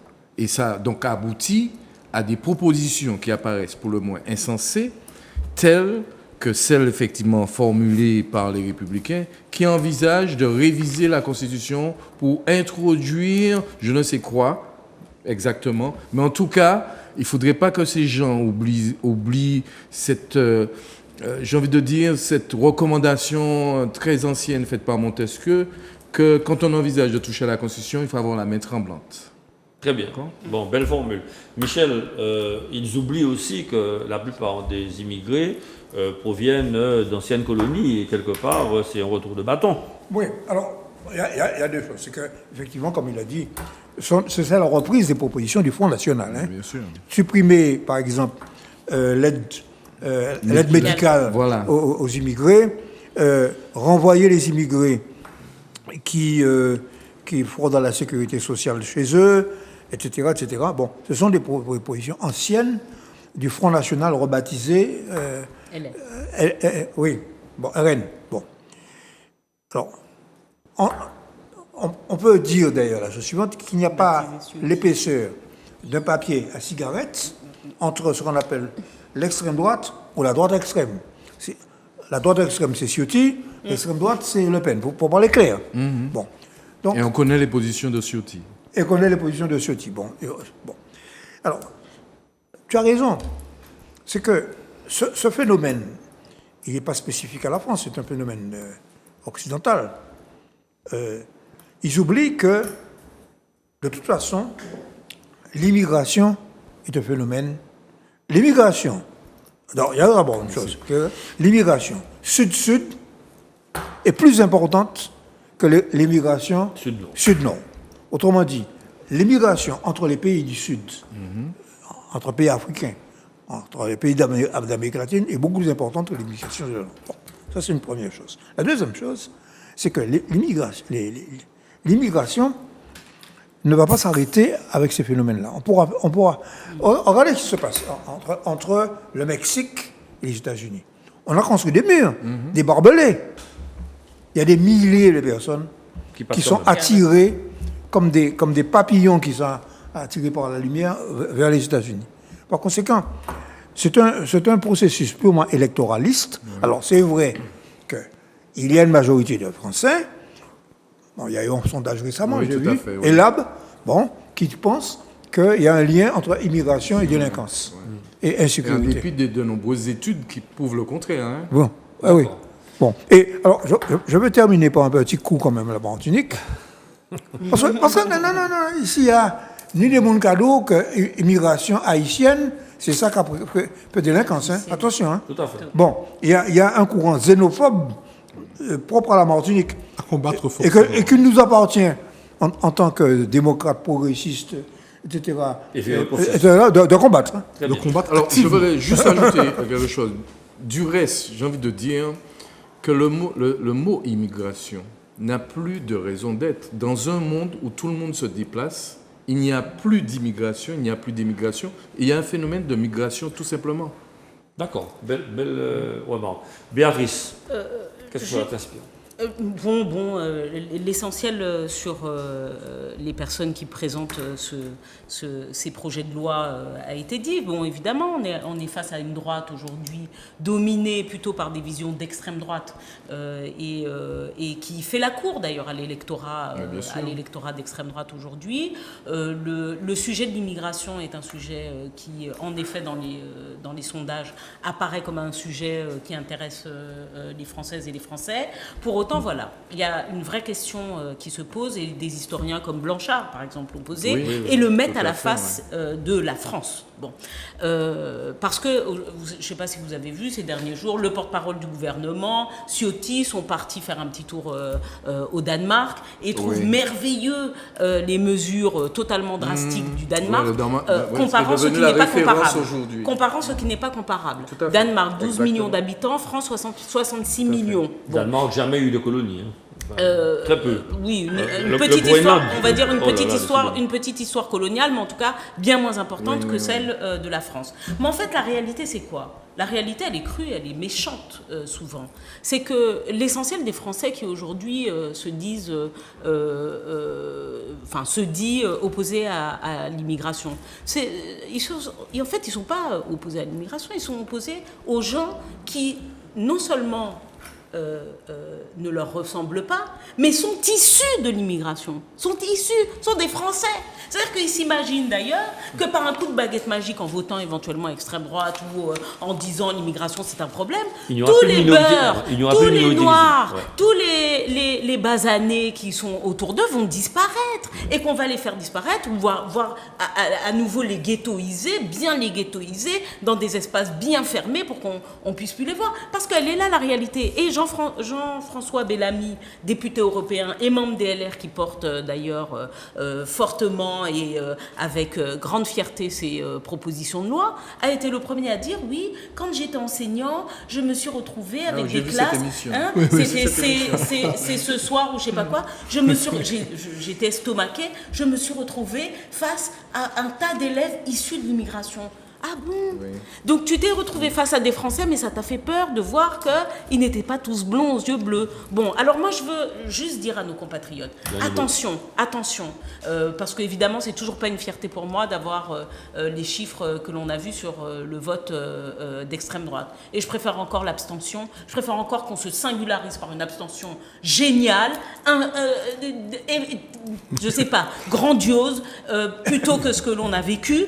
Donc si d'aventure le duo, enfin le machin devait se refaire, s'il vous plaît, abstenez-vous, parce que n'oublions pas que nous avons nos enfants, nos familles, nos amis, nos compatriotes qui sont là-bas et qui ils vont pas marcher avec ils vont pas marcher avec une petite estampille français antillais et peut-être même avant les Lorrains, français avant les Lorrains, d'accord ? Bon, donc il taper avant même d'aller taper l'Ukrainien. Avant la Savoie. Voilà. Bien Albert, effectivement, les minorités visibles, elles dérangent quelque part, Albert. Ça a raison. 1 minute, puisque... Non, mais ça montre clairement que les Républicains, c'est une partie d'extrême droite. Il ne faut pas tergiverser. Aujourd'hui, il y a une migration. Ce sont des migrants. Ils ont migré vers l'extrême droite. C'est clair. Et j'espère que l'extrême droite leur fera la faveur de changer le règlement général. Ce qu'il faut retenir sur la Constitution elle-même, parce que tu disais qu'il a changé pour ça, ah oui, on serait prompt à le faire. Je ne serais même pas étonné qu'on le fasse d'ailleurs, parce que la référence, c'est le blanc, c'est ça, etc. Non, mais c'est aussi bafouer ce qui constitue le triptyque de la République, hein. Liberté, égalité, fraternité. Hein. Oui, mais bon, c'est un triptyque sur lequel on pourrait revenir de nos moments. Ils se disent républicains. Oui, c'est ça le problème. Je leur prie de comprendre la sémantique de ce mot. Quand on est sorti, quand on voit aujourd'hui la présence française en Afrique. Oui, c'est surtout ça. Ou ailleurs. Quand on voit ces gens-là s'installer, former des clans, dévorer le peu de chair qui reste à une Afrique moribonde, après l'avoir tellement prédaté, tellement partagé. Aujourd'hui, s'émouvoir d'une théorie du grand remplacement, parce que c'est un monde différent, parce que c'est quelque chose qu'on n'a pas l'habitude de voir, on est un peu trop basané, comme tu disais. Je crois qu'à un moment, il faut remettre les choses en place. Et si l'Afrique faisait aussi les mêmes choses, changeant sa constitution et revoyant aussi la distribution de ses ressources, ce serait aussi bien. Donc je crois que, comme tu le disais aussi, quand on parle de la ville-monde, du monde-ville, quand on parle de cette mondialisation, de ces échanges, de ces libertés d'échange entre des humains, entre des hommes, est-ce qu'on a le droit, quand on est un pays qui où on a été le premier pays à avoir fait sortir de terre une déclaration universelle, semble-t-il, des droits de l'homme, mais on a rajouté quand même du citoyen. C'est une erreur peut-être. Quand on voit ce pays-là, est-ce qu'on a le droit aujourd'hui dans un pays comme ça d'inscrire dans sa constitution un élément contradictoire, alors que pourtant cette même déclaration fait partie du bloc de constitutionnalité? Très bien. Béatrice, un mot et puis... Oui, un mot juste pour dire qu'on a parlé d'une Danemark qui était pris en exemple. Évidemment, c'est quand ça arrange la France qu'elle prend des exemples dans l'Europe. Ils ne prennent pas l'exemple de l'Allemagne qui a décidé, pour des questions démographiques, par de questions qui touchent la France également. Hein. La démographie, si on se pose la question aujourd'hui de qui va payer les retraites, c'est parce qu'on va manquer de personnes, qu'il y a une faible natalité et que ça vieillit. Et la Martinique est particulièrement d'ailleurs touchée par ce fameux vieillissement de la population. Je tiens à dire également que le Danemark fait quelque chose, mais ça montre un peu l'évolution de l'Europe et c'est pour ça que nous devons être très vigilants et que j'inviterai également nos compatriotes à s'intéresser également à ces élections européennes. Mais le Danemark parle dans ses traités ou enfin ses lois, parle d'immigration occidentale ou non occidentale. Je crois qu'on va maintenant très loin. Il faut faire attention, on va maintenant très loin. Et juste pour dire, en termes d'un troisième exemple, la Hongrie avait décidé aussi d'être très radicale sur la question de l'immigration. C'est ce qui était dit dans l'émission. Et en fait, au final, il faut rentrer des gens en douce parce qu'ils se rendent compte qu'il n'y a plus personne pour faire les mauvais boulots. Et tout à l'heure, on a parlé, je l'avais mis pour en parler, on a parlé d'esclavage. Les riches ne sont pas contre l'immigration. Exactement. D'accord ? Les riches ne sont pas contre l'immigration. En l'occurrence, ça leur permet quoi ? D'avoir de la main-d'œuvre pas chère. D'avoir de la main-d'œuvre docile. Parce que, et aujourd'hui, un certain nombre d'ailleurs de professions en France s'inquiètent de ce type de loi. Pourquoi ? Parce que qui va faire la plonge ? Qui va nettoyer pour vous vos cuisines ? Qui va faire le service ? Qui va faire les commis 6 jours sur 7 ? Il y a ça. Hein ? Donc ça, le fait économique dans l'immigration, je ne suis pas sûre qu'en France, ça passe. Oui, tout à fait. Il y a un président de fédération qui est monté au créneau justement pour dénoncer effectivement cette tendance en France. Juste soyons prudents, parce que ce même phénomène de xénophobie, on retrouve ça porté par des parlementaires négris, messieurs. On voit aujourd'hui que les problèmes pour le cas des Réunionnais aujourd'hui font de l'immigration pour eux un cheval de bataille. Un cheval de bataille. Et même en Guadeloupe encore, j'entendais dire, c'est-à-dire que on est en train d'entrer un petit peu dans ça, peut-être pas vis-à-vis des grands pays, mais de l'haïtien, du Saint-Lucien et compagnie. Mais c'est pour ça qu'il faut combattre les propos. Je pense que notre rôle est de combattre ces propos aujourd'hui et de ne pas les laisser passer. Et nous le faisons. Grégory m'en voudra. Un dernier thème, mais juste un mot. La violence concernant les élus. C'est le dernier. Après la démission du maire de Saint-Brevet-les-Pins, victime de l'incendie de sa maison et de menaces de l'extrême droite, dans un contexte d'augmentation des agressions des élus, le ministre délégué aux collectivités territoriales a annoncé mercredi 17 mai de nouvelles mesures visant à les protéger. Tu es un petit peu déçu du dernier thème, je sais. Oui, moi je préférerais qu'on parle quand même de cet article 40, mais c'est pas grave. Juste Dominique Faure, donc élu délégué. Oui. Alors je rappelle à toutes fins utiles quand même qu'elle est placée sous le haut patronage de notre ministre de l'Intérieur chargé des Outre-mer. Donc faut pas s'étonner encore une fois peut-être de la vision un peu sécuritaire finalement qui est faite par rapport aux élus. Donc il y a plein de mesures dont la capacité pour ces élus d'avoir des lignes directes qui peuvent leur permettre de signaler des agressions, également des mesures plus dures, coercitives et pénales plus dures pour ce qui est du harcèlement, de l'injure, des attaques. Moi, je dirais juste que chez nous, on a connu une situation, moi, qui m'avait beaucoup choquée, c'est celle par laquelle un certain nombre de militants avaient attaché le maire de Fort-de-France avec une chaîne. J'avais trouvé ça extrêmement violent comme spectacle.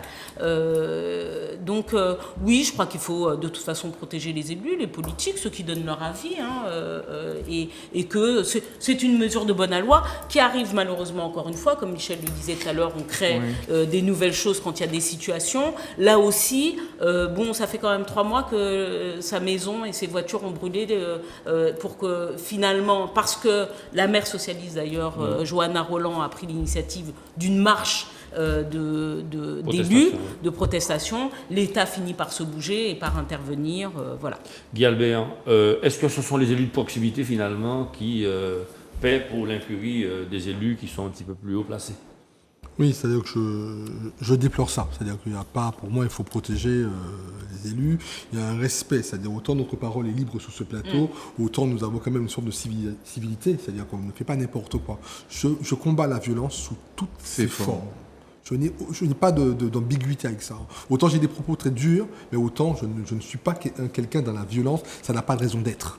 Aujourd'hui, cet homme, ça m'embête. Et ce qui m'embête encore plus, c'est, selon lui, l'absence de soutien de l'État et le silence de la préfecture. Et puis, les déclarations publiques sont très fouilleuses, ouais. Et se font attendre. Tu oublies de dire finalement pourquoi il s'est fait agresser. Parce que c'est lié à l'immigration, d'ailleurs. Oui, c'est ça, oui, c'est ça. C'était le déplacement d'un centre d'accueil de réfugiés. Exactement, tout à fait. Voilà. Absolument. Et il démissionne d'ailleurs oui. après 32 ans, c'est quand même... Bon, il y a deux choses qui m'interpellent sur cette question. D'une certaine manière, il suffit donc d'écouter ce monsieur, lorsqu'il a été auditionné. Il a surtout mis en avant le fait qu'il y a une certaine incurie de la part des services de l'État. Il a appelé les forces de gendarmerie qui n'ont pas répondu, ainsi de suite. Il suffit donc de bien écouter ce qu'il a dit pour montrer que, en fait, ce n'est pas un problème de cadre juridique qui fait défaut. Je peux vous dire qu'il existe véritablement un dispositif donc de protection, ce qu'on appelle de protection fonctionnelle. Au même titre pour les agents publics, on a étendu ce dispositif au profit des élus. Donc il y a une certaine incurie. Alors on peut toujours améliorer le dispositif. Mais au-delà de cela, il se pose la question fondamentale. Même si effectivement un certain nombre donc, de mesures ont été prises allant dans ce sens, mais le travail n'est pas abouti, il faut qu'on arrive à définir un véritable statut de l'élu local. Très bien. C'est ça qui est en jeu. La définition d'un véritable statut de l'élu local, à l'instar de celui qui existe pour les élus au niveau national. D'accord. Michel. Bon, par rapport à tout ce qui a été dit, je me contentais d'ajouter que, tu l'as rappelé, c'est à l'occasion de l'installation, c'est un problème qui est lié à l'immigration. Or, ce sont les gens de l'extrême droite qui ont organisé ce lynchage médiatique et même physique de cet élu. En particulier, nous sommes en face d'une montée de l'extrême droite en France. C'est ça qui est important. C'est-à-dire que la complaisance des forces de ce qu'on appelait auparavant la droite libérale, quoi. Bon, en gros, le parti de Macron, c'est en gros, il a occupé dans le dispositif politique français la place qu'occupait la droite libérale. Et la droite classique, la droite républicaine, s'est déportée vers la droite extrême. Absolument. Bon, c'est ça. Bon. Donc, c'est un phénomène. Nous sommes en face d'un phénomène d'extrême droitisation du champ politique français. Bon, moi je me félicite qu'il y ait eu quand même cette réaction à l'Assemblée nationale, que tous les élus, sauf les RN, justement, et soutenu ce maire. Hein. Bon. Mais ceci dit, le danger, c'est la montée de l'extrême droite. D'accord, très bien. En tout cas, voilà, chers téléspectatrices, chers téléspectateurs, nous n'avons pas traité l'ensemble des sujets proposés par Manuela et nous nous en excusons encore une nouvelle fois. Mais c'est pas grave, Oui, mais en tout cas, ce qui a été traité là a été avec passion, avec fougue et puis avec détermination. C'était pour toi. Hein. Nous vous remercions de nous avoir accueillis chez vous. Nous vous souhaitons une excellente soirée, un excellent week-end. Et nous vous disons à la semaine prochaine sur Zouk Télévision dans votre émission Le Kiosque. Bonne soirée à tous.